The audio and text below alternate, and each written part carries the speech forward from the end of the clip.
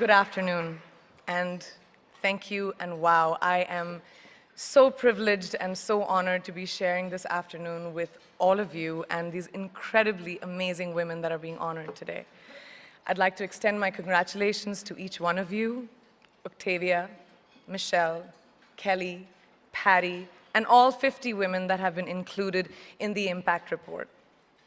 Your achievements not just inspire me, but also so many others to work harder, to be better, and to make a dent wherever we can. So I'm very, very proud to be standing alongside of you. So in life, there are moments when you stop and ask yourself, how did I get here? Like, why am I standing here? Well, this is definitely one of those moments for me. And I find myself going back to the beginning, back to my roots. I was born to incredible parents, amazing parents who served as doctors in the Indian Army. I was the firstborn, and as far back as I can remember, I made my parents very proud and happy 99% of the time. Okay, slight exaggerations of personal achievements are allowed from time to time, don't you think? My brother was born a few years later, and even then, nothing changed for me. We were both given equal opportunities, and I want to emphasize this. I want to really emphasize this for you because I don't think a lot of people might understand that being equal might seem very normal. But where I come from, India, and a lot of developing countries around the world, more often than not, this is an exception. It's actually a privilege. My first experience of the glaring disparity between boys and girls came at a very, very young age. I grew up in a middle-class family with extremely philanthropic parents who constantly reminded me and my brother how lucky we were and how giving back to those who were less fortunate was not a choice. It was a way of life.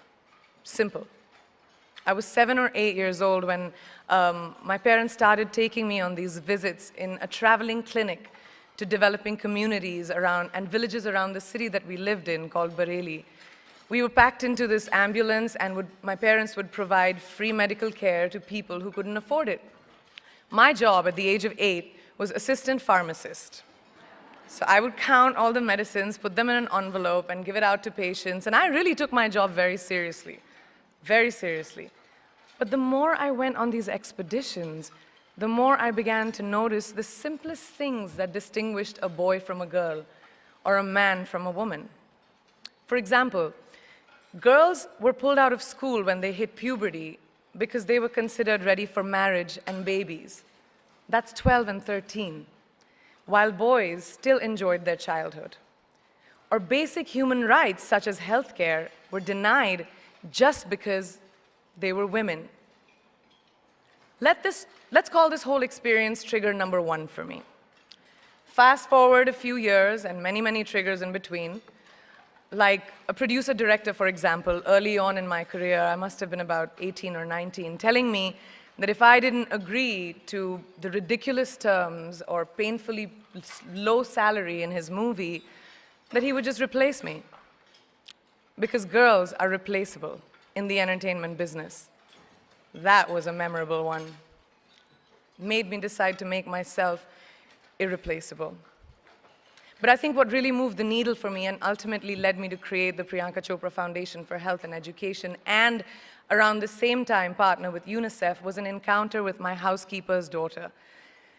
About 12 years ago, I came home from set early one day, and she was sitting in my library reading a book. And she must have been 8 or 9 years old, and I knew she loved reading. So I asked her, I was like, it's a weekday, why aren't you in school? And she said, oh, I don't go to school anymore. So I went and asked her mother, and I said, why isn't she in school? And her mom said that her family couldn't afford to send her and her brothers to school, so they chose the boys. The reason, she would eventually get married, and it would be a waste of money. I was completely blown, and it shook me to my core. Eventually, I decided to cover the cost of her education so that she could continue to learn, because education is a basic human right.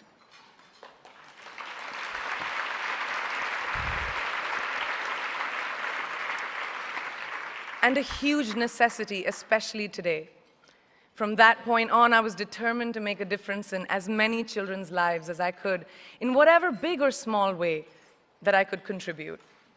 There's a really, really beautiful quote that I read recently, and I think it's absolutely appropriate to explain what I'm trying to say today. The hand that rocks the cradle, the procreator, the mother of tomorrow, a woman shapes the destiny of civilization. Such is the tragic irony of fate that a beautiful creation such as a girl child is today one of the gravest concerns facing humanity. Girls have the power to change the world. It is a fact, and yet today, girls are more likely than boys never to set foot in a classroom, despite of all the efforts and progress made over the last 2 decades. I'm just going to give you a stat, more than 15 million girls of primary school age will never learn how to read or write, compared to 10 million boys. Primary school, it's the beginning of our future.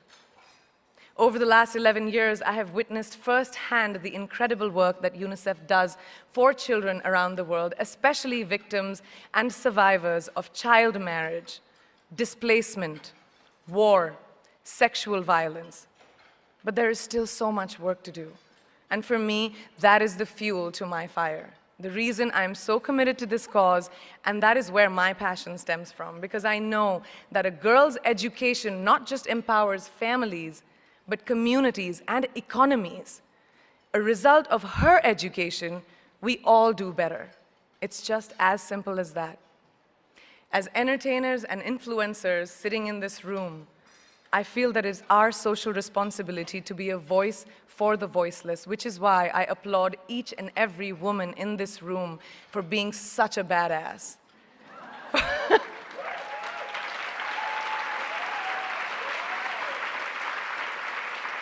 For using your platform and your voice to contribute to change, and for ensuring that there is not even one lost generation as long as we are alive.